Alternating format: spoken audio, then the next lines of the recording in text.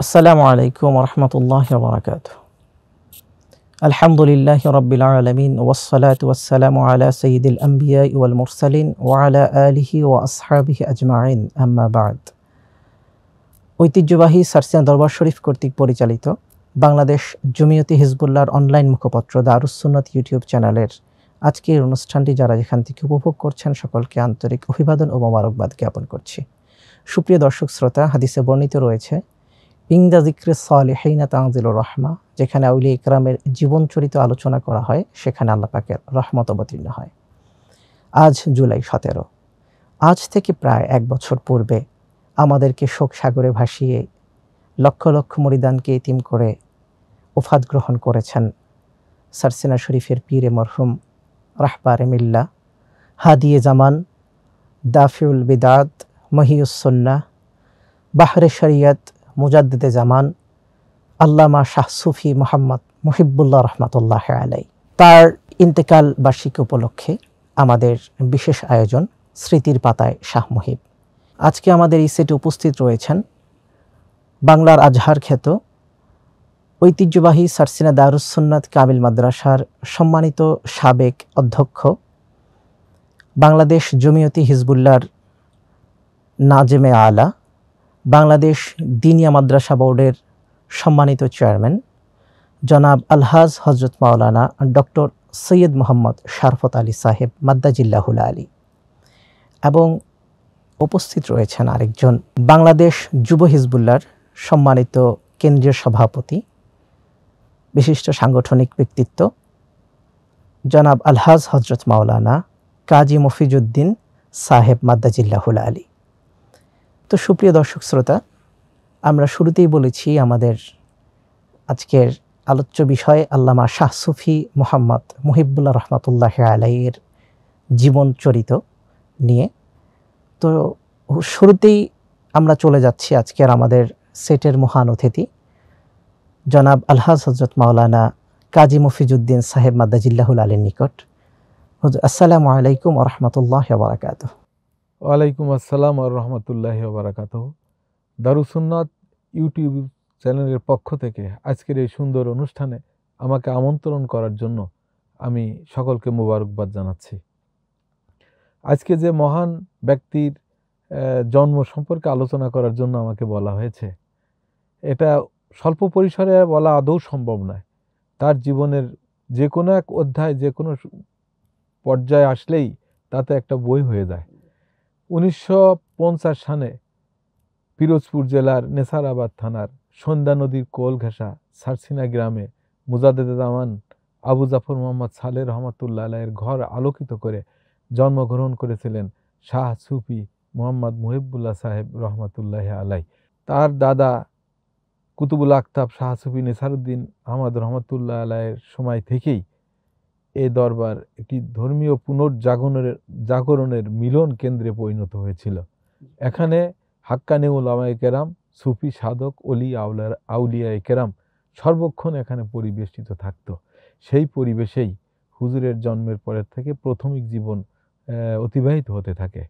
হুজুরের বয়স যখন 2 বছর মতো, তখনও তার দাদা শাহ সুফি নিসারউদ্দিন রহমাতুল্লাহ আলাইহি জীবিত ছিলেন, এবং যে বয়সে কোনো শিশু তার বাপ তার দাদার হৃদয়কে কেড়ে নিতে পারে, ঠিক সেই রকম সময়ই তিনি তার দাদাকে পেয়েছিলেন, যিনি ছিলেন মারেফাতের একটি উজ্জ্বল নক্ষত্র।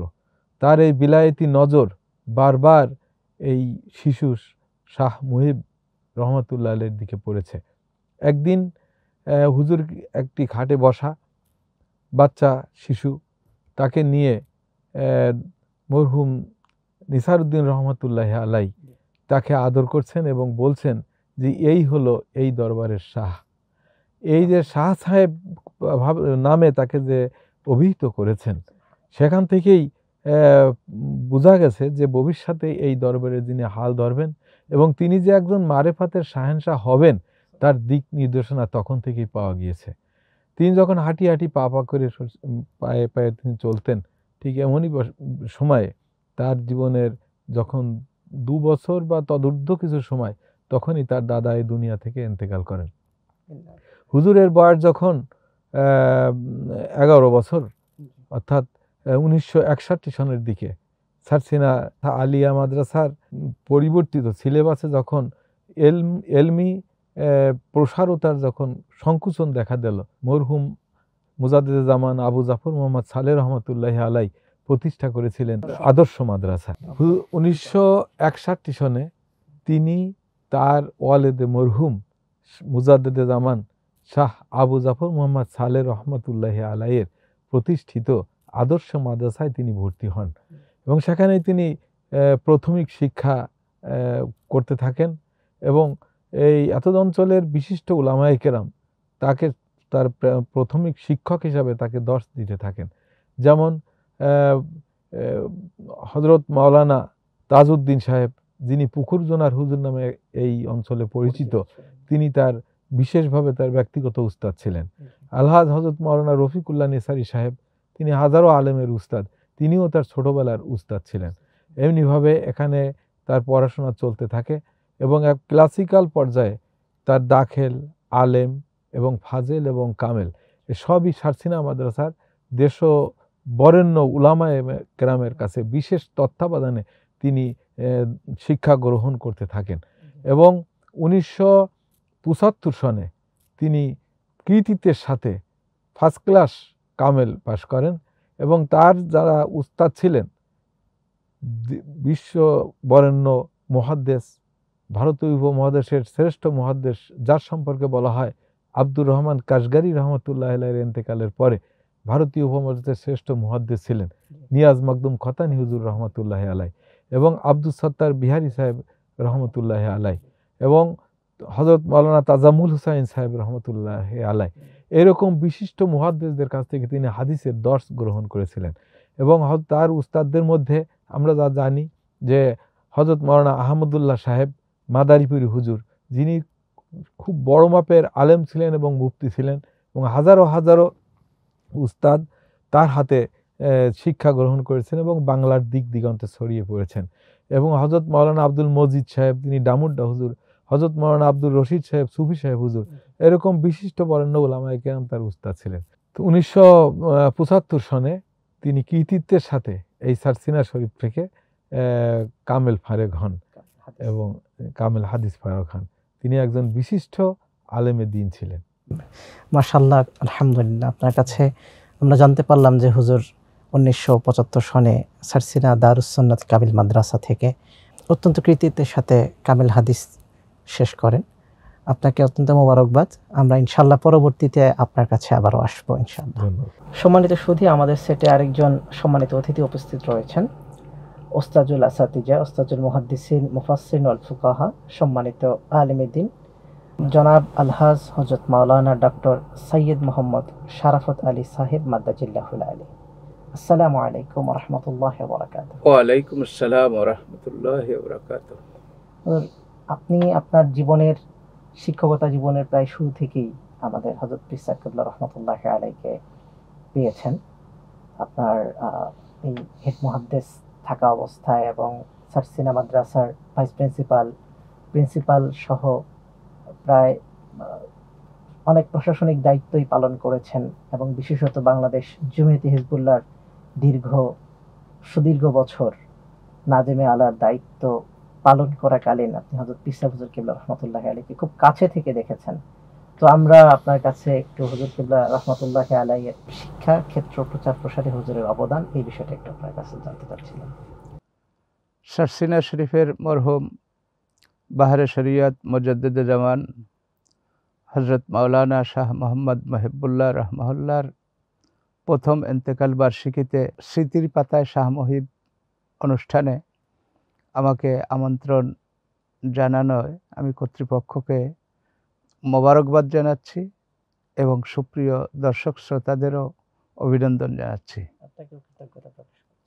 আমি 1989 সালে সারসিনা শরীফে শিক্ষকতায় যোগদান করি এবং হযরত পীর সাহেব হুজুর কিবলা গদ্দে নশীন হন 1990 সালে।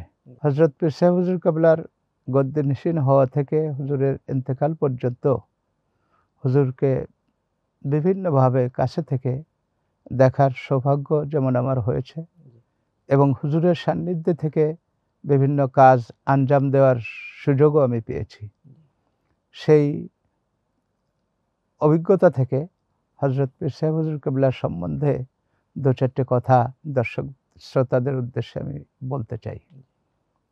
হযরত পীর সাহেব হুজুর কেবলা শিক্ষাজীবন প্রাতিষ্ঠানিক শিক্ষাজীবন শেষ করার পরই হযরত পীর সাহেব হুজুর কেবলার হাতে তুলে দেওয়া হয় এক গুরু দায়িত্ব। সেটা হলো সারসিনা দারুস সুন্নাত কামিল মাদ্রাসার সরাসরি প্রিন্সিপালের দায়িত্ব। হযরত পীর সাহেব হুজুর কেবলা 2 বছর এই প্রিন্সিপালের দায়িত্ব অত্যন্ত সুনামের সাথে, দক্ষতার সাথে তিনি পালন করেন। যেহেতু হযরত পীর সাহেব হুজুর কেবলাকে এই দায়িত্বে কোনো অন্তর্বর্তীকালীন সময়ের জন্য দেওয়া হয়েছিল মাত্র, পরবর্তী সময়ে হযরত পীর সাহেব হুজুর কেবলার ছোট ফুফা আমাদের ওস্তাজ মরহুম হযরত মাওলানা শরীফ আব্দুল কাদির রাহমাহুল্লাহ, তাকে প্রিন্সিপাল করা হয় এবং হযরত পীর সাহেব হুজুর কেবলা তিনি অন্যান্য দায়িত্ব পালনের দিকে তাকে মনোনিবেশ দেওয়া হয়। এখানে আমাদেরকে মনে রাখতে হবে যে সারসিনা দরবারের খেদমত বহুমুখী।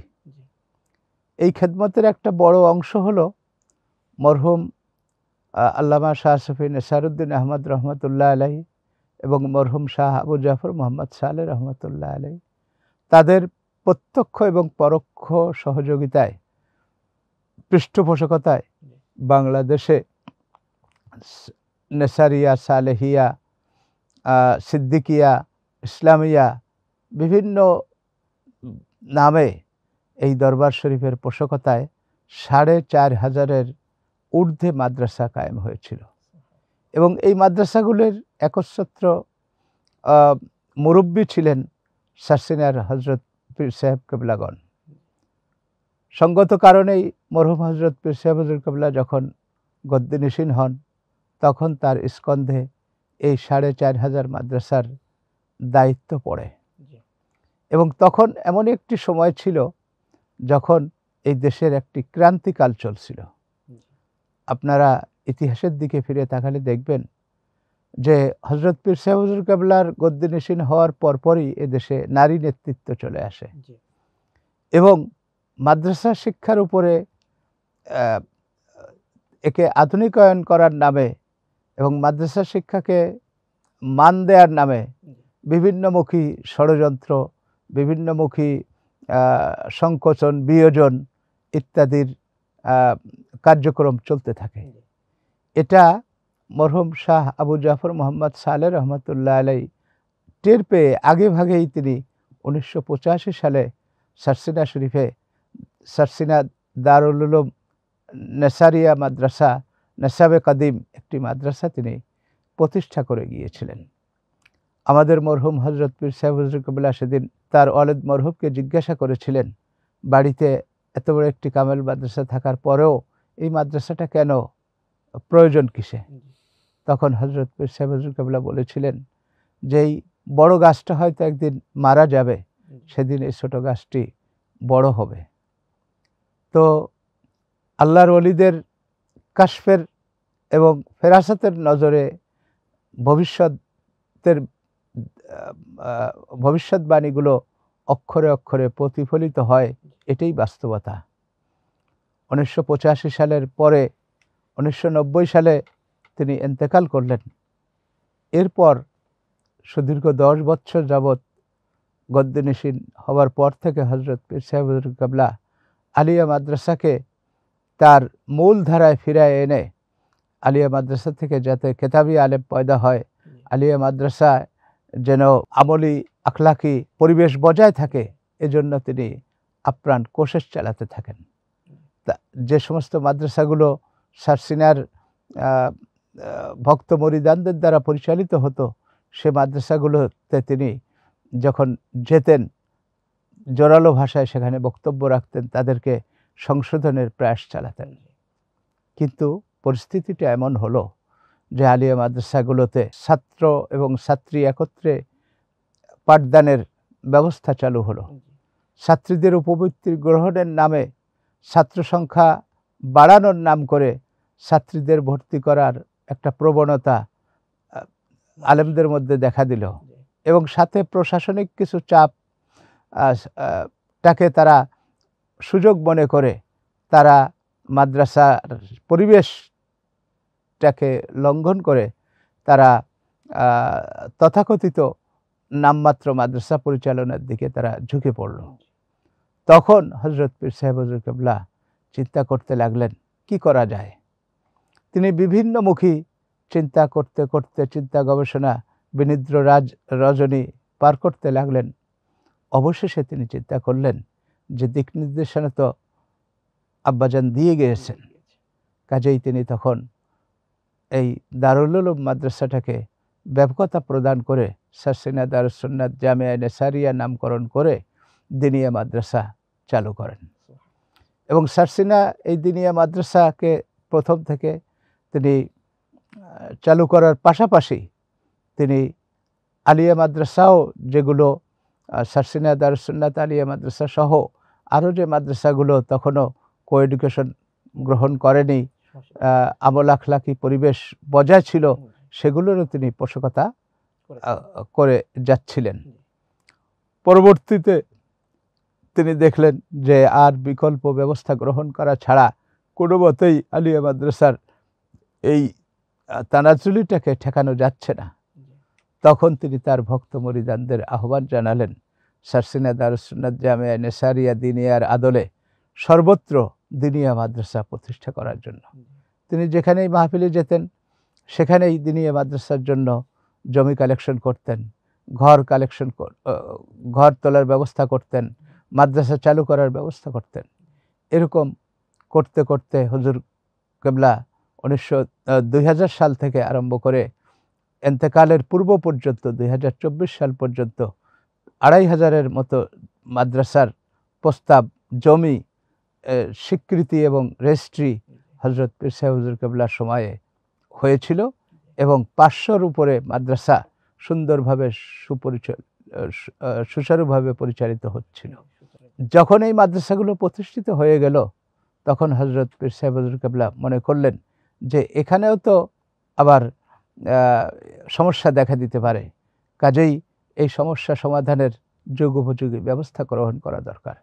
এজন্য তিনি সারসিনা শরীফে 2005 সালে বাংলাদেশ দিনিয়া মাদ্রাসা বোর্ড স্থাপন করেন, এবং এই বোর্ডের প্রথম চেয়ারম্যান ছিলেন আমাদের মরহুম প্রিন্সিপাল হুজুর আল্লামা হযরত মাওলানা আমজাদ হোসেন রাহমাহুল্লাহ।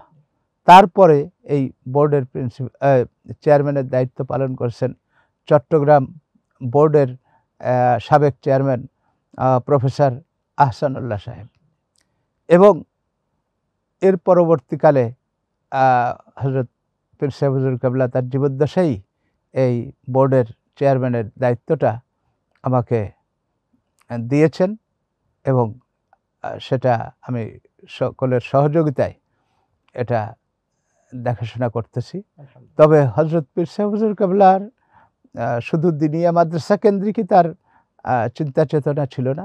হুজুর বলেছিলেন যে আমাদের আসলাফ তারা তো আলিয়া মাদ্রাসা করেছেন, আমি আলিয়া মাদ্রাসার বিরোধী নই, কিন্তু আমি বিরোধী হচ্ছি কো এডুকেশনের, আমি বিরোধী হচ্ছি মাদ্রাসার মধ্যে সুন্নতি পরিবেশ না থাকার, আমি বিরোধী হচ্ছি মাদ্রাসার ছাত্রদের মধ্যে বদ আকিদা গ্রহণের, আমি বিরোধী হচ্ছি ছাত্রদের লেবাস পোশাক অজাকাতা এগুলো আলেম ওলামাদের মতো না হয়ে এগুলো জেনারেল লোকদের মতো হওয়ার বিরোধী হচ্ছি। যে মাদ্রাসাগুলো দিনের পথে থাকবে, লেবাস পোশাক নিয়ে থাকবে, পরিবেশ নিয়ে থাকবে, আকিদা নিয়ে থাকবে, আমল নিয়ে থাকবে, শিক্ষা নিয়ে থাকবে, যেখান থেকে কেতাবি আলেম পয়দা হবে, সে ধরনের আলিয়া মাদ্রাসার আমি বিরোধী নই। এবং যে কারণে হুজুরের জীবদ্দশায় হুজুর গুটি কয়েক মাদ্রাসায় আলিয়া মাদ্রাসায় মাহফিল করতেন, অধিকাংশ আলিয়া মাদ্রাসায় তিনি মাহফিলে যেতেন না। একটাই ছিল যে তোমরা ঠিক হও, তারপরে তোমাদের মাহফিলে যাব। তো হযরত পীর সাহেব হুজুর কেবলা তার গোটা জীবন যদি বলি তাহলে তিনি উৎসর্গ করেছিলেন এই ইসলামী শিক্ষাকে পুনর্জীবিত করার জন্য, ইসলামী শিক্ষাকে ধ্বংসের থেকে রক্ষা করার জন্য এবং দেশে কিতাবি আলেমের প্রবাহ যাতে থাকে এটাকে ধরে রাখার জন্য। তবে শুকরিয়ার বিষয়, মাশাআল্লাহ হযরত পীর সাহেব হুজুর কেবলা তার মিশনে সফল ছিলেন। আজকে বিভিন্ন দিকে তাকালে দেখা যায় যে এই দিনিয়া মাদ্রাসার ফসল দিনিয়া মাদ্রাসা থেকে ফারেগিন উলামায়ে কেরাম এবং আলিয়া মাদ্রাসায় যারা খেদমত করতেছেন তাদের মধ্যেও কেতাবি আলেম হওয়ার, তাদের নিজেদের ছেলেদেরকে কেতাবি আলেম করার একটা প্রবণতা তাদের মধ্যে দেখা যাচ্ছে। তারা আলিয়া মাদ্রাসায় চাকরি করলেও তাদের ছেলেদেরকে তারা দিনিয়া মাদ্রাসায় পড়াচ্ছেন, তাদেরকে তারা যোগ্য কিতাবি আলেম করছেন এবং আলিয়া মাদ্রাসাগুলোকেও তারা চেষ্টা করছেন যে এখান থেকেও যেন এই কিতাবি আলেম পয়দা হয় এবং দিনী পরিবেশ যেন বজায় থাকে। জি, অত্যন্ত মোবারকবাদ, খুব সুন্দর করে বলছিলেন। হযরত পীর সাহেব হুজুর কেবলা রহমাতুল্লাহি আলাইহি ইলমে দ্বীন প্রচারে তার গোটা জীবন তিনি বিলিয়ে দিয়েছেন। হযরত পীর সাহেব কেবলা রহমাতুল্লাহি আলাইহিকে আমরা বারবার বলতে শুনেছি, সার্সিনা স্টেজে তিনি বলতেন যে আমি আলিয়া বিরোধী নই, বরং সহশিক্ষা বিরোধী। এবং তিনি প্রায় ওয়াজে বলতেন যে আপনার বাচ্চাকে খেলনা না কিনে দিলে বাচ্চা 1 ঘন্টা কাঁদবে, এরপরে চুপ হয়ে যাবে। বাচ্চাকে শিক্ষা না দিলে বাচ্চা আপনার সন্তানকে শিক্ষা না দিলে সন্তান সারা জীবন কান্না করবে, কিন্তু ইলমে দ্বীন শিক্ষা না দিলে কিয়ামতের ময়দানও আপনার সন্তান কান্না করবে। এভাবেই তিনি মুরিদদেরকে, সারা বাংলার মানুষকে ইলমে দ্বীন শিক্ষার জন্য উৎসাহিত করেছেন। খুব সুন্দর করে আমরা আপনার কাছে জানতে পারলাম। আমরা আপনার কাছে ইনশাআল্লাহ আবারও আসবো। আমরা আমাদের আরেকজন অতিথির কাছে যেতে চাই। হুজুর, জানি আপনি আপনার জীবনের একটা বড় সময়, সাংগঠনিক জীবনের একটা বড় সময় পীর সাহেব হুজুর রহমাতুল্লাহি আলাইহির সাথে কাটিয়েছেন। বিশেষত আপনার ছাত্র হিজবুল্লাহর আপনি সিপাহ সালারের দায়িত্ব পালন করেছেন, সভাপতির দায়িত্ব পালন করেছেন প্রায় 2 যুগ। এবং হুজুর কিবলা রহমাতুল্লাহি আলাইহি তিনি বাংলাদেশ যুব হিজবুল্লাহ প্রতিষ্ঠা করেছেন 2011 সনে এবং আপনি প্রতিষ্ঠাতা সভাপতি হিসাবে অদ্যাবধি পর্যন্ত আল্লাহ শুকরিয়া আলহামদুলিল্লাহ সফলতার সাথে দায়িত্ব পালন করে আসছেন। তো আমরা একটু আপনার কাছে জানতে চাচ্ছিলাম হযরত পীর সাহেব হুজুর কিবলা রহমাতুল্লাহি আলাইহির সাংগঠনিক জীবন, হুজুরের সাংগঠনিক জীবনটা কেমন ছিল একেবারে যদি একটু সংক্ষিপ্ত বলতেন। আপনাকে অনেক ধন্যবাদ। মরহুম হযরত পীর সাহেব হুজুর কেবলা শাহ সুফি মোহাম্মদ মুহিবুল্লাহ সাহেব রহমাতুল্লাহি আলাইহি, তিনি ছিলেন একজন বড় মাপের একজন সংগঠক। এই দেশের ঝিমিয়ে পড়া ছাত্র সমাজকে পুনর্জাগরিত করার জন্য এবং সমাজ সচেতন করার জন্য তার প্রয়াস ছিল অপ্রতিরোধ্য। আমরা দেখেছি যখন আমরা ছাত্র ছিলাম, ছাত্র জীবনে হুজুরে আমাদেরকে নিয়ে বারবার বসতেন এবং বিভিন্ন জায়গায় বাংলাদেশের একটু আগেই আমার পূর্বে জনাব সৈয়দ ডক্টর শরাফত আলী সাহেব মাদ্দাজিল্লাহুল আলী, তিনি তার বক্তব্যে বলেছেন যে প্রায় 4500 মতো মাদ্রাসা সার্সিনার মরহুম হযরত পীর সাহেব কেবলাগণ বাংলার দিক দিগন্তে প্রতিষ্ঠা করেছেন।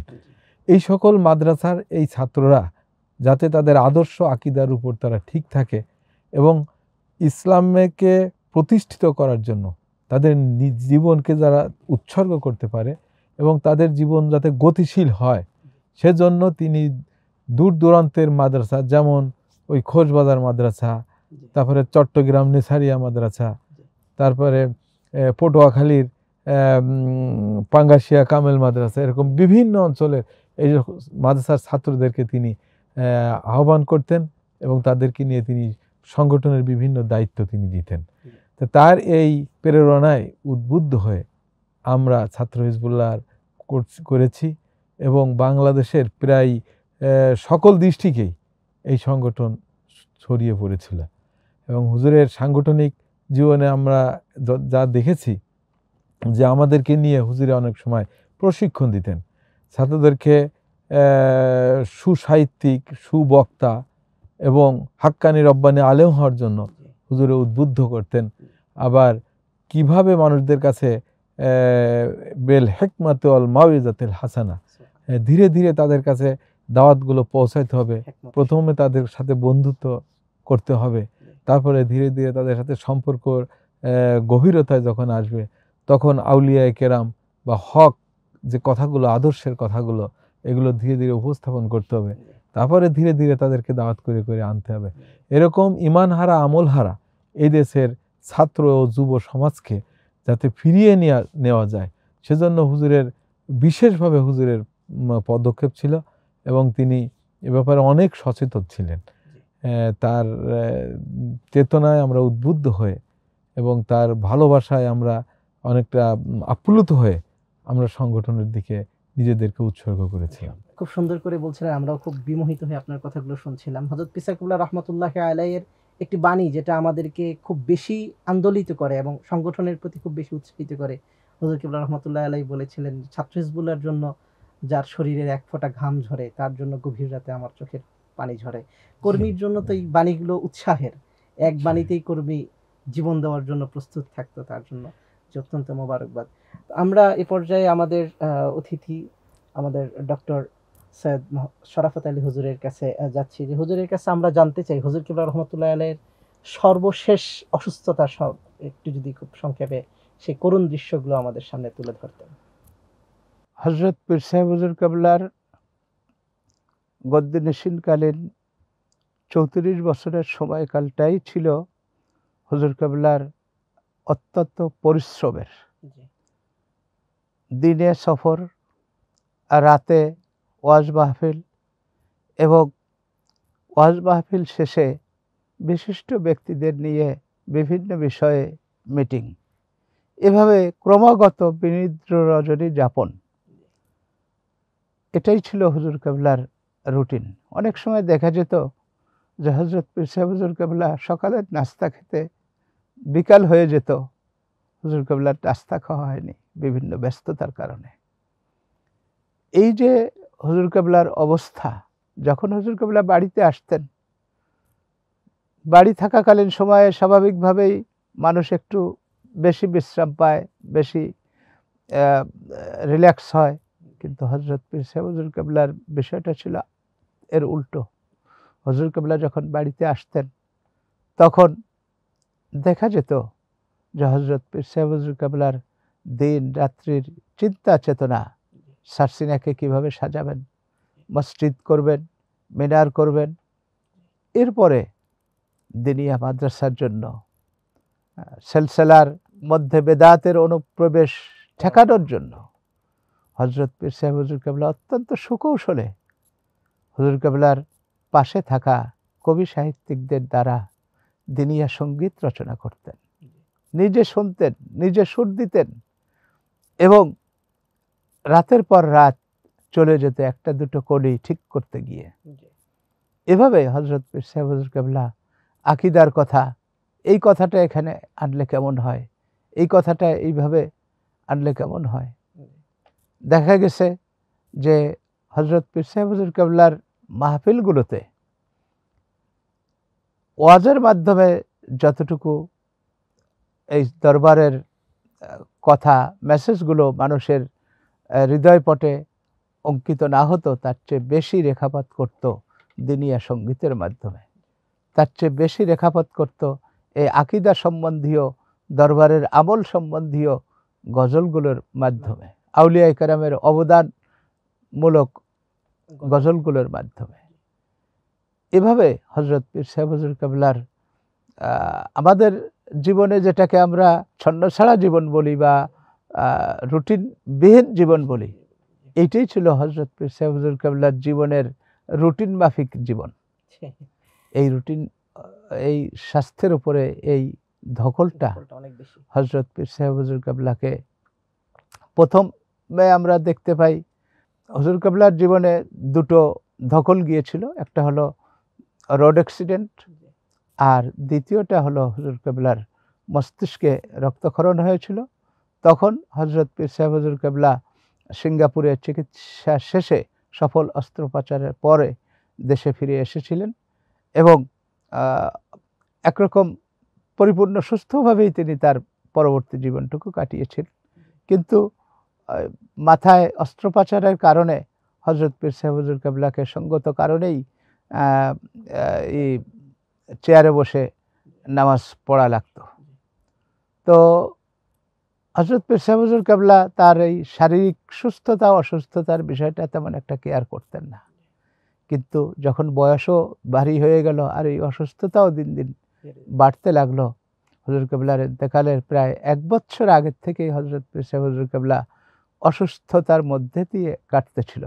এই অসুস্থতার মধ্যে দিয়েও তাবলিগি সফর প্রোগ্রাম চলছিল, ওমরার সফর, চিকিৎসা উপলক্ষে সফর, এবং চিকিৎসা উপলক্ষে সফরে গিয়েও সেখানে হজরত পীর সাহেব হুজুর কেবলা তার তাবলিগি মিশনকে বাদ দিতেন না। সেখানে তিনি বাংলাদেশি কমিউনিটির মধ্যে সেখানে তিনি তাদেরকে দিনের দাওয়াত দিতেন এবং সবসময় মাদ্রাসা, মসজিদ, মিনার এবং সারসিনা দরবার কেন্দ্রিক বিশেষভাবে দিনিয়া মাদ্রাসা, বাংলাদেশ জমিয়তে হিজবুল্লাহ, যুব হিজবুল্লাহ, ছাত্র হিজবুল্লাহ, এমবা হিজবুল্লাহ, এই সব প্রতিষ্ঠানগুলো নিয়ে হজরত পীর সাহেব হুজুর কেবলা সবসময় চিন্তা করতেন। এই চিন্তার ভিতর দিয়েই হজরত পীর সাহেব হুজুর কেবলা অসুস্থতার মধ্য দিয়েই চলছিলেন। বিভিন্ন রকমের চেক আপ করে আমার জানা মতে হজরত পীর সাহেব হুজুর কেবলার মধ্যে তেমন কোনো মারাত্মক জটিল রোগ ধরা পড়েনি। ডায়াবেটিস ছিল, সেটাও সহনীয় পর্যায়ে কন্ট্রোল ছিল। হজরত পীর সাহেব হুজুর কেবলা বিভিন্ন ওষুধ সেবন করতেন, তার বিভিন্ন ডাক্তারদের তাতে করে ডায়াবেটিস সবসময় নিয়ন্ত্রণে ছিল। এবং যেহেতু একবার মস্তিষ্কে অস্ত্রোপচার হয়েছে, এজন্য এ ব্যাপারেও হুজুর কেবলাকে সচেতনই রাখা হতো। কিন্তু এই যে অনিয়মটা, এই অনিয়মটাই, আর বাস্তব কথা যে কুল্লু নাফসিন যায়কাতুল মাউত, একদিন তো চলে যেতেই হবে। ইজা জা আজালুহুম লা ইস্তাখিরুনা সাআতাও ওয়া লা ইস্তাকদিমুন। এভাবেই হজরত পীর সাহেব হুজুর কেবলার আস্তে আস্তে অসুস্থতা বাড়তে ছিল এবং এই অসুস্থতা বাড়ার মধ্য দিয়েই হজরত পীর সাহেব হুজুর কেবলা দরবারের সব কাজগুলো যেন সুন্দরভাবে গুছিয়ে দিয়ে যাচ্ছিলেন। সকলের অজান্তেই এটা হুজুর কেবলা গুছিয়ে নিচ্ছিলেন, যেটা আমরা কখনো উপলব্ধি করতে পারি নাই। সর্বশেষ আমার যেটা মনে পড়ে, আমার রিটায়ার হলো 1 মার্চ।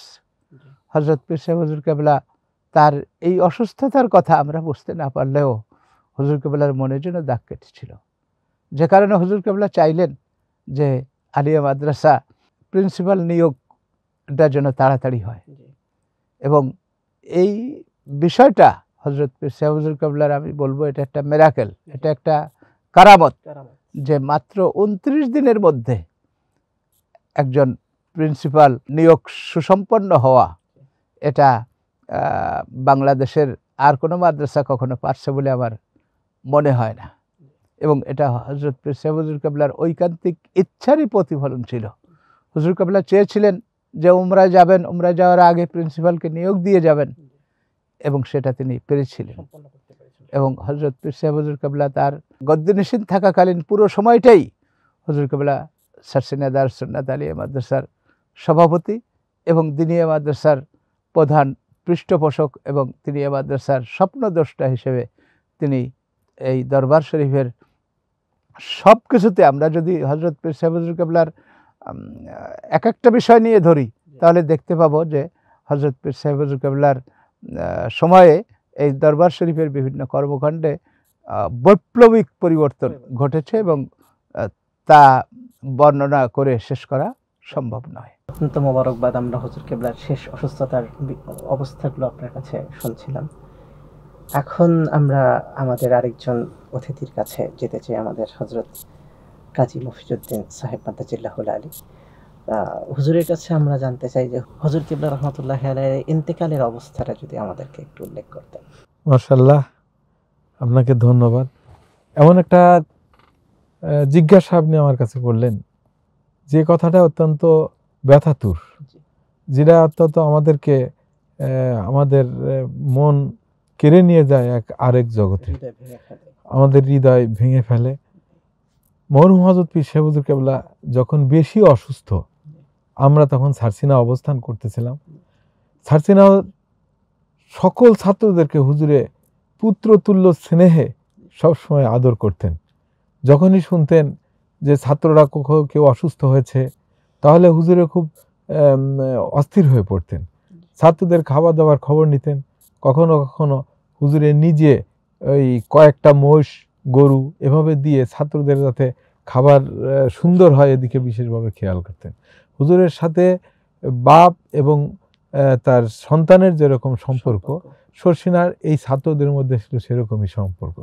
আমরা যখন জানতে পারলাম হুজুরে অসুস্থ, তখন ছাত্ররা নিয়মিত মসজিদে এখানে খতম পড়তো। ছাত্র হিজবুল্লাহর কর্মীরা প্রত্যেক দিন কিয়ামুল লাইল করতো এবং গভীর রাত্রে ছাত্রদের ক্রন্দনে অনেক সময় দেখা যেত যে চতুর্দিকে ছড়িয়ে যেত, অনেক ঘুমন্ত লোকেও জেগে পড়তো, ছাত্ররা জেগে পড়তো। প্রত্যেক দিনই মাজার এলাকার থেকে একটা কান্নার ধ্বনি শোনা যেত। সকলেই দোয়া করতো আল্লাহ যেন হুজুর কেবলাকে সুস্থ করে দেন। তো এমনিভাবেই সময় যেতে যেতে এক সময় যখন আমরা 17ই জুলাই 10ই মহররম ছাত্ররা শর্ষিনায় প্রত্যেক মহররমেই 2টা রোজা সব ছাত্ররাই রাখে। এই শেষ রাত্রে ওয়ার্নিং হয়, ছাত্ররা সকলেই জেগে যায় এবং 9 মহররম এবং 10ই মহররম সকলে রোজা রাখে। এমনই একটা মুহূর্ত যখন রোজা রাখার জন্য ছাত্ররা উঠেছে, সকলেই অনেকেই তাদের প্লেট নিয়ে লীলা বোর্ডিংয়ে খাইতে যাবে, এমন সময় খবর শোনা গেল যে 2:11 এই মহামুক্তির প্রত্যুজ্জ্বল নক্ষত্র আল্লাহ রব্বুল আলমিনের এই মহান ওলি আমাদেরকে চিরতরে এতিম করে, মায়ার বাঁধন ছিন্ন করে তিনি চলে গিয়েছেন পৃথিবী থেকে চিরতরে বিদায় নিয়ে। এই খবরটা যখন শর্ষিনায় পৌঁছলো, তখন যেন সমগ্র শর্ষিনার মধ্যে একটা বিস্ফোরণ সৃষ্টি হয়ে গেল। ছাত্ররা হাওমাও করে কাঁদতে থাকলো। সম্মানিত আসাতাজে কেরাম যেখানে যে ছিলেন সকলেই বেকারার হয়ে পড়ল। ছাত্ররা সকলে দৌড়াইয়া মাজারের ওখানে যেয়ে সকলে এমনভাবে কান্না শুরু করলো, অনেকে দেখা গেল যে গড়াগড়ি খেতে শুরু করেছে। গ্রামের লোকরা এই হঠাৎ এত চিল্লা পাল্লা শুনে আশেপাশের থেকে তারা ছুটে আসছে। ছুটে এসে দেখে তারা বুঝতে কারোই বাকি নেই যে পীর সাহেব হুজুর কেবলা চলে গেছে, যার জন্য ছাত্রদের এই দুরবস্থা। ছাত্ররা বেকারার হয়ে পড়েছে। অনেকে পাখা নিয়ে এসেছে, বাতাস দিচ্ছে, অনেকে পানি নিয়ে এসে ছাত্রদের খাওয়ানোর জন্য চেষ্টা করতেছে। সব শর্ষিনার জন্য একটা ক্রন্দনের রোল পড়ে গেছে। এমনিভাবে আমরা অপেক্ষামান। পরের দিন হুজুরকে আমরা শুনলাম ঢাকায় গাউসুল আজম কমপ্লেক্সে, ওখানে নামাজের পরে মসজিদের অত্যন্ত ইয়ার সাথে আড়ম্বরের সাথে দোয়ার আয়োজন হয়েছে এবং ঢাকার আনুষ্ঠানিকতা আমরা শুনতে পাচ্ছিলাম এবং দেখতে পাচ্ছিলাম। এর মধ্যে হুজুরকে যখন বিকালে আমরা অপেক্ষা করছি, দুদিকে কাতার দিয়ে সকল ছাত্র, গ্রামের লোক সহ অনেক মুহিব্বিনরা এসে উপস্থিত হয়ে গেছে। নদীর পাড় থেকে হুজুরের কুতুবখানা পর্যন্ত লোকে লোকারণ্য রাস্তা, আমরা ভলেন্টিয়ারি করতেছি। এই অপেক্ষা করতে করতে সন্ধ্যা গড়িয়ে গেছে। একটু পরেই দেখা গেল হুজুরের গাড়ি, কফিনবাহী গাড়িটা শর্ষিনার দিকে আস্তে আস্তে ঢুকতেছে এবং ওই অ্যাম্বুলেন্সের টিপ টিপ করে লাল বাতিগুলো জ্বলতেছে আর নিপতেছে। ওই গাড়িটা যখন নদীর পার হয়ে সারসিনার দিকে যখন আসতে শুরু করছে হরন দিয়ে দিয়ে, তখন আরেক এক অবস্থা সৃষ্টি হয়েছে। ওখানে দেখা গেছে যে হাউমাউ করে সকলে কাঁদতে শুরু করে দিয়েছে। শিক্ষকরা মাইকে যে দোয়া পড়তেছিলেন, একদিকে দোয়ার শব্দ, আর একদিকে ছাত্রদের ক্রন্দনের রোল, অপরদিকে সম্মানিত সুধীবৃন্দ বিদগ্ধ জনদের নির্বিকার অবস্থা। কিন্তু তাদের এই হাহাকার, তাদের এই আহাজারি ধ্বনিত প্রতিধ্বনিত হয়ে সমগ্র শর্ষিনার আকাশে বাতাসে যেন বারবার নুরান্বিত হইতেছিল। সেখানে দেখা গেছে যে হুজুরের যে কবুতরগুলো ছিল, পরের দিন যখন সকালে হুজুরের কফিন বাইরে নিয়ে আসা হলো, তখন ওই বাড়িতে যে কবুতর, এই কবুতরগুলো হুজুরের কফিনের উপর দিয়ে খালি বারবার তওয়াফ করতে উঠতেছে। একবার শর্ষিনার এদিকে যায়, আরেকবার শর্ষিনার অপর দিকে যায়। সকলেই বুঝতে পারতেছিল যে এই কবুতরগুলোও বুঝতে পারছে যে আল্লাহর ওলি, তাদের প্রিয় যে মহান ব্যক্তি তিনি চলে গিয়েছে। গাছের ডালগুলো আমরা তাকায় তাকায় দেখেছি, গাছের ডালগুলো কেমন যেন ঝিম হয়ে পড়ে গেছে। আকাশে একটা প্রবল বন্যার মতো বয়ে যাচ্ছে, ঝিরঝির করে বৃষ্টি বইতে আছে, সারা দিন বৃষ্টি চলতেছিল। এটা যেন মৌতুল আলমে হুজুরের বিয়োগান্তে, হুজুরের বিয়োগে যেন সমগ্র প্রকৃতির মধ্যেও একটি বেদনা বিধুর অবস্থার সৃষ্টি হয়েছে। আমরা ঠিক এমনই একটা মুহূর্তের মধ্যে আমরা কাটিয়েছিলাম। এবং পরের দিন যখন হুজুরকে দেখানোর জন্য লোকের ভিড় পড়লো, তখন আমরাই তার নেতৃত্বে দায়িত্বে ছিলাম। তখন দেখলাম একদিকে নদীর পার পর্যন্ত, অপরদিকে ব্যাংক পর্যন্ত, শর্ষিনায় যারা চেনেন, এই ব্যাংক পর্যন্ত সমগ্র এরিয়া, এর থেকে দুই দিকে কাতার দিয়ে দিয়ে লোকগুলো যাচ্ছে। ছাত্ররা খুব শক্তভাবে তারা ভলেন্টিয়ারি করতেছিল, বাঁশ দিয়ে বেঁধেছিল। ছোট্ট একটা কথা এখন না বললেই নয়, যেহেতু হুজুরে আল্লাহর ওলি ছিলেন, হুজুরে যে কত উচ্চ তবকার আল্লাহর ওলি ছিলেন তা এই ছোট্ট কথা দ্বারাই আপনারা বুঝতে পারবেন। আমি ফাজেল ক্লাসের ব্যবস্থাপনা তত্ত্বাবধায়কের দায়িত্বে থাকি। আমার পাশেই একটা ছেলে পাশের রুমে থাকে, তার নাম আমানুল্লাহ, বাড়ি পটুয়াখালীর আমতলিতে, ফাজেল সেকেন্ড ইয়ারে পড়ে। তাকে খাস পরীক্ষার দায়িত্ব দেওয়া ছিল। এবং ছাত্ররা কয়েক হাত পরপরই, যেহেতু ছাত্রদের জনতার যে ভিড়, তাতে শুধুমাত্র ব্যারিকেড দিয়ে, বাঁশ দিয়ে ব্যারিকেড দিয়েই ঠেকানো যাবে না, এজন্য ছাত্ররাও এক দুই হাত পরপর দাঁড়া করে রাখানো হয়েছিল। সম্মানিত আসাতে কেরাম এই ব্যবস্থা করেছিলেন। তো ওই ছেলেটা আমার কাছে এসে বলতেছে যে হুজুর, আমি ওই হুজুরের যে অ্যাম্বুলেন্স, ওর সামনেই, ওই গ্লাসের সামনে, ওখানে আমি দাঁড়াইছিলাম, দায়িত্ব পালন করতেছি।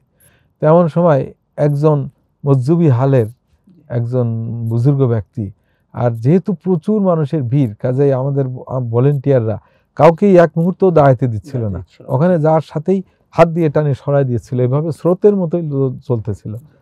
তেমন সময় ওখানে একটা লোক যাইয়া তখন আমার কাছে এসে আমার হাত ধরে বলতেছে যে, এই তুমি কি গোপন কথা মানুষের কাছে বলে দাও?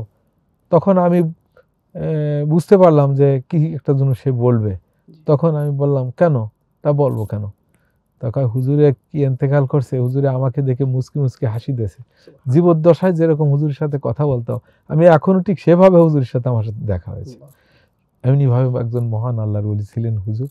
হুজুরের বিয়োগে সমগ্র শর্ষিনায় আমরা যেন ওই সময়ের জন্য আমরা নিজেদেরকে সম্পূর্ণভাবে শোক সাগরে হারিয়ে ফেলেছিলাম। অত্যন্ত সুন্দরভাবে বলছিলেন হুজুরের ইন্তেকালের কথা। আমরা বিশেষত জানতেছিলাম হুজুর কিবলা রহমতুল্লাহ আলাই তিনি অজ্ঞান রয়েছেন। হঠাৎ করে ইন্তেকালের দিন কোথায় 16ই জুলাই দিবাগত রজনী রাত্র 10টার পর থেকে হুজুরের জিকির অটোমেটিক চালু হয়ে গেছে। হুজুর জিকিররত অবস্থায় রফিকে আলার সাথে সাক্ষাৎ করেছেন, এবং সেখানে হুজুর যখন শর্ষিনায় কফিন আনা হলো এবং হুজুরকে নিয়ে যে বৈঠক হচ্ছিল, সেখানে আমাদের নাজেমে আল্লাহ যিনি এখানে উপস্থিত আছেন তিনি উপস্থিত ছিলেন। এবং হুজুরের বড় জামাতা নুরুর রহমান বেগ সাহেব, ডক্টর কাফিলউদ্দিন সরকার সাহেব, দারুন নাজাত মাদ্রাসার অধ্যক্ষ জনাব মাওলানা আবু বকর সাহেব সহ অনেক বিশিষ্ট ব্যক্তিবর্গ, কবি রুহুল আমিন খান সাহেব, ওনারা উপস্থিত ছিলেন। তো সেখানে ওই হুজুরের ভাগিনা সোহাইবুর রহমান সাহেব বলতেছিলেন যে আমরা প্রায় 11 জন হুজুরের পাশে আমরা দাঁড়ানো ছিলাম। ধীরে ধীরে আমার মামা যখন একেবারে শেষ, তার আগে জবান বন্ধ, কিন্তু এতেকালের পূর্বে আমরা সকলেই দাঁড়ানো, আমরা বুঝতেও পারি নাই যে হুজুরের এই শেষ সময়ে এসে গেছে। ধীরে ধীরে হুজুর যেরকম মাহফিলে জেকের করাতেন, ঠিক স্পষ্টভাবে এরকম হুজুরের থেকে জেকের জারি হয়ে গেছে। উনি তখন কাঁদতে কাঁদতে বলতেছিলেন যে মামার পাশে আমরা আগে বুঝি নেই আমার মামা কোন স্তরের আল্লাহর ওলি ছিলেন, কাজে এন্তেকালের সময় আমরা বুঝতে পারছি। এই কথা বলে উনি বারবার স্মৃতিচারণ করতেছিলেন। এবং সেখানে প্রায় 10-11 জন, তারা প্রত্যেকেই এই কথা বলছে, হুজুরের থেকে স্পষ্ট আমরা জেকেরের ধ্বনি শুনতেছিলাম। এবং এমন সময় এক পর্যায়ে ডাক্তার সাহেব বলতেছে যে আপনারা কি করতেছেন আপনারা কি বোঝেন নাই? হুজুর তো চলে গেছেন, ওই দেখেন না হুজুরের যে মিটার বক্সটা আছে, পালস মিটার, ওটা তো জিরো হয়ে গেছে। হুজুর এরকম জেকের করতে করতে একসময় হুজুরে থেমে গিয়েছেন। অত্যন্ত মোবারকবাদ, খুব সুন্দর করে শুনছিলাম। সুপ্রিয় দর্শক শ্রোতা, আমরা একেবারেই আমাদের অনুষ্ঠানের শেষ পর্যায়ে উপনীত হয়েছি। আমরা হুজুরের ইন্তেকালের বর্ণনা আমাদের সম্মানিত অতিথি হযরত মাওলানা কাজী মফিজউদ্দিন সাহেব মাদ্দাজিল্লাহুল-আলীর কাছ থেকে খুব সুন্দর করে শুনছিলাম। তো আমরা আমাদের সম্মানিত অতিথি ডক্টর মাওলানা সৈয়দ শারাফত আলী সাহেব মাদ্দাজিল্লাহুল-আলী হুজুরের কাছে জানতে চাই, হুজুরের জানাজা এবং দাফন এই সংক্রান্ত বিষয়ে আমরা একটু হুজুরের কাছে জানতে চাই। হুজুর, একটু সংক্ষেপে হুজুরের জানাজা এবং দাফন ধন্যবাদ। স্মৃতিচারণ যদি করতেন। হজরত পীর সাহেব হুজুর কেবলা ইন্তেকাল করেছেন 16 জুলাই দিবাগত রাত্রে, 2024 সাল। আমরা এবছরই লক্ষ্য করছি যে গত বছরের জুলাই মাসটা কেমন ছিল। জুলাই মাসের প্রথম থেকে আরম্ভ করে আগস্টের 5 তারিখ পর্যন্ত, যেটাকে আমরা জুলাই বিপ্লব বলি, যেটাকে আমরা আগস্ট মাসকে না এনে 36 জুলাই বলে থাকি, এরকম বিভিন্নভাবে যেটা বলা হয়, তার মধ্যে একটা দিন ছিল 16 জুলাই। এই 16 জুলাইটা আজ বর্তমান সময়ে যেটাকে শহীদ দিবস হিসেবে পালনের সিদ্ধান্ত হয়েছে। যদিও এটা সরকারি ছুটির দিন হয়নি, তবুও এই দিনটা ছিল ওই বিপ্লবের একটা টার্নিং পয়েন্ট। আর এই বিপ্লবের টার্নিং পয়েন্টের মধ্যেই কিন্তু হযরত পীর সাহেব হুজুর কেবলার ইন্তেকাল হয়। তখন যাতায়াত করা যে কত কঠিন ছিল। আমরা হযরত পীর সাহেব হুজুর কেবলার ইন্তেকালের কয়েকদিন আগে ঢাকায় গিয়েছিলাম। জমিয়তে হিজবুল্লাহর একটা জরুরি মিটিং ছিল। মিটিংয়ের পরে আমার খেয়াল ছিল যে আমি বাড়ি হয়ে সার্সিনায় আসব। বর্তমান হযরত পীর সাহেব হুজুর কেবলা আমাদেরকে বললেন যে না, আপনারা সরাসরি সার্সিনায় যান। আমরা সার্সিনায় চলে আসলাম। হযরত পীর সাহেব হুজুর কেবলাকে, বর্তমান হযরত পীর সাহেব হুজুর কেবলা আবার সিঙ্গাপুরে নিয়ে গেলেন এয়ার অ্যাম্বুলেন্স ভাড়া করে। আবার সেখান থেকে এয়ার অ্যাম্বুলেন্সে আবার ঢাকায় আনলেন এবং দেশের অরাজক পরিস্থিতির ভিতরে এই খবরাখবরগুলো আমরা মোবাইলের মাধ্যমে, বিভিন্ন মিডিয়ার মাধ্যমে যা পাচ্ছিলাম, কিন্তু বাস্তবতা হুজুরের কাছে যেয়ে দেখা বা করার সুযোগ, কাছে গেলেও দেখার সুযোগ ছিল না, যেহেতু হুজুর হাসপাতালে আইসিইউর ভিতরে, যে কারণে ছিল না। আমার যতটুকু মনে পড়ে, আমি হযরত পীর সাহেব হুজুর কেবলাকে সর্বশেষ দেখেছিলাম হুজুর যখন গ্রিন হাসপাতালে, গ্রিন লাইফ হাসপাতালে ছিলেন, এবং সার্সিনায় যখন সর্বশেষ হুজুর কেবলা এসেছিলেন। এই সার্সিনায় থেকে যাওয়ার এই মুহূর্তটাই ছিল আমাদের সকলের জন্যই সর্বশেষ দেখা। তো যাই হোক, হযরত পীর সাহেব হুজুর কেবলা ইন্তেকাল করলেন। দেশের অরাজক পরিস্থিতি, তখন স্বাভাবিকভাবেই হযরত পীর সাহেব হুজুর কেবলা আগেই বলেছি যে হুজুর সব কিছু গোছায় রেখে গিয়েছিলেন। হুজুরের জানাজা একটাই হবে, একথা হুজুর বলে গিয়েছিলেন। যে কারণে ঢাকায় জানাজার কথা অনেকে বললেও হযরত পীর সাহেব হুজুর কেবলার ওসিয়ত এবং রাজনৈতিক অবস্থার প্রেক্ষাপটে ঢাকার জানাজার সিদ্ধান্ত নেওয়া হয়নি। হযরত পীর সাহেব হুজুর কেবলাকে তিনি যে প্রতিষ্ঠানের আলেম ওলামাদের প্রধান পৃষ্ঠপোষক ছিলেন, মরহুম তার ওয়ালেদ মরহুমকে যে জায়গায় নিয়ে গোসল দেওয়া হয়েছিল, সেই মসজিদে গাউসুল আজম কমপ্লেক্সে, জমিয়তুল মুদাররিসিনের কমপ্লেক্সে নিয়ে হুজুর কেবলার গোসল এবং কাফন পরানো হয় এবং পরবর্তীতে এই লাশবাহী অ্যাম্বুলেন্স যোগে হুজুর কেবলার কফিন 17 তারিখ রাত 10টায় সার্সিনা শরীফে আনা হয়। বর্তমান হযরত পীর সাহেব হুজুর কেবলা পীর সাহেব হুজুরের সঙ্গেই ছিলেন। হুজুর কেবলা আসার পরে রাত্রে আমাদের বৈঠক হয়, সকালে বৈঠক হয় এবং সেই সব বৈঠকে সব কিছু বিশেষ করে সকালের বৈঠকে হযরত পীর সাহেব হুজুর কেবলার ওসিয়তনামা এনে হুজুর কেবলা যে দিক নির্দেশনা দিয়ে গেছেন সেই দিক নির্দেশনা অনুযায়ী জানাজা এবং পরবর্তী কার্যক্রম এটা সম্পাদনার সুষ্ঠু ইন্তজাম করা হয়। এবং এই অরাজক পরিস্থিতির ভিতর দিয়েও পিঁপড়ের শাড়ির মতো চতুর্দিক থেকে মানুষ সারসিনায় তিল ধরানোর ঠাঁই ছিল না। বৃষ্টি পড়ছিল, মাঠে পানি ছিল, পানির ভিতরেও মানুষ দাঁড়িয়ে হযরত পীর সাহেব হুজুর কেবলার জানাজায় তারা শরিক হয়েছেন এবং দীর্ঘ লাইনে দাঁড়িয়ে তারা হযরত পীর সাহেব হুজুর কেবলাকে এক নজর দেখার চেষ্টা করেছেন। জোহরের নামাজের পরে হযরত পীর সাহেব হুজুর কেবলার জানাজার পূর্বে হুজুর কেবলার ওসিয়ত মোতাবেক বর্তমান হযরত পীর সাহেব হুজুর কেবলা সকলকে তাজদিদি বায়াত করিয়ে তিনি গদ্দিনিশীন হন এবং ফুরফুরার হযরত পীর সাহেব হুজুর কেবলা উপস্থিত থেকে তিনি মোনাজাত পরিচালনা করেন।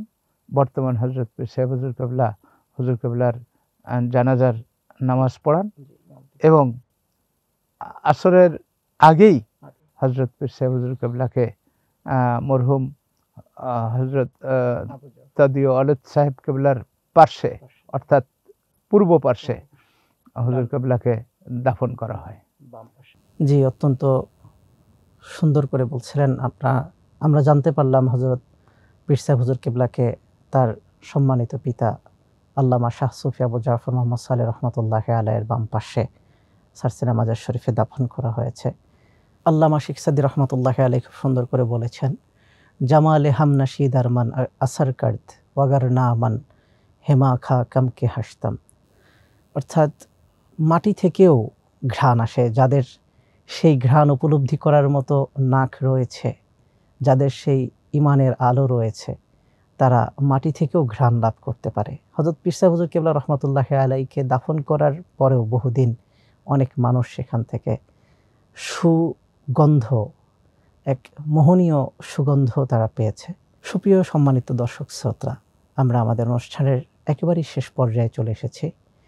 এরকম মহামানব, সুমহান ওলি আমরা আমাদের সম্মানিত অতিথিবৃন্দের আলোচনার মাধ্যমে বুঝতে পেরেছি, যিনি অত্যন্ত উচ্চ পর্যায়ের মানুষ ছিলেন, অবিসংবাদিত নেতা ছিলেন এবং সত্যের পথে অটল অবিচল ছিলেন। এরকম একজন মানুষ, যিনি আমাদের সম্মানিত অতিথি বলেছেন, মওতুল আলেমে মওতুল আলাম, একজন আলেমের ইন্তেকাল, একজন আলেমের ওফাত একটি বিশ্বের ওফাত বা একটি বিশ্বের মৃত্যু। হযরত পীর সাহেব হুজুর কেবলা রহমতুল্লাহি আলাইহির ইন্তেকাল আমাদের কাছেও ঠিক সেরকম ছিল, গোটা দেশবাসীর কাছে এরকমই ছিল। মানুষজন হুজুর কেবলার ভক্তকুল তার জন্য পাগল প্রায় ছিলেন। তো আজকে আমাদের অনুষ্ঠানের শেষ পর্যায়ে আল্লাহ পাকের কাছে আবদার, দোয়া, আল্লাহ রাব্বুল আলামিন যেন আমাদের শাইখকে জান্নাতুল ফেরদাউসের আলা মাকাম দান করেন এবং আমাদেরকে তার রুহানি আওলাদ হিসাবে কিয়ামতের ময়দানে তার সাথে একসাথে রেখে আল্লাহর জান্নাতের মেহমান হিসেবে কবুল করেন। আমিন। ওয়া আখিরি দাওয়ানা আলহামদুলিল্লাহি রাব্বিল আলামিন। আমাদের অনুষ্ঠান যারা শ্রবণ করলেন এতক্ষণ, সকলকে আবারও ধন্যবাদ, মোবারকবাদ জানিয়ে আমাদের দারুস সুন্নাত ইউটিউব চ্যানেলকে সাবস্ক্রাইব করে আমাদের পাশে থাকার আহ্বান জানিয়ে আজকে এখানে বিদায় নিচ্ছি। ভালো থাকবেন, সুস্থ থাকবেন। আসসালামু আলাইকুম ওয়া রাহমাতুল্লাহি ওয়া বারাকাতুহু।